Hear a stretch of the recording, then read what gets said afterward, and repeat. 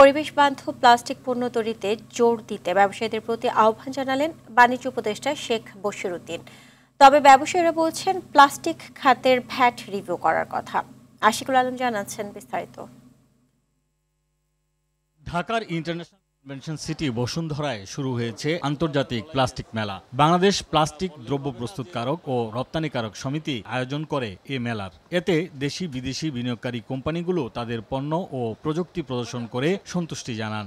সরকারের কাছে আবেদন করব তারা যেন আমাদেরকে র ম্যাটেরিয়াল পারচেসের ব্যাপারে যে ডিউটিটা আছে ডিউটিটা যেন কমায় দেয়। বেঙ্গলের প্রোডাক্টের যে কোয়ালিটি এটা হচ্ছে বাংলাদেশে এখনো পর্যন্ত আনবিটেবল।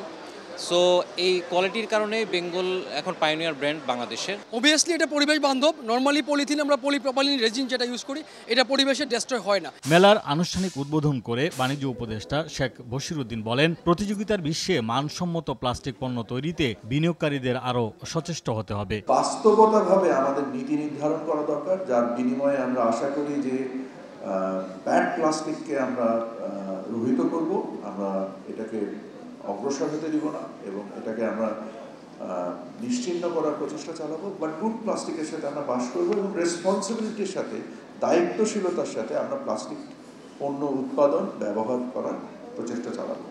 তবে যৌক্তিক কারণ ছাড়া প্লাস্টিক পণ্য উৎপাদন বন্ধ না করতে আহ্বান জানান ব্যবসায়ীরা। ভেন্ডারদের পক্ষে ভ্যাট কালেকশন করে নিয়ে এসে করার কোনো মেকানিজম নাই, এটা ভেরি ইনফর্মাল সেক্টর।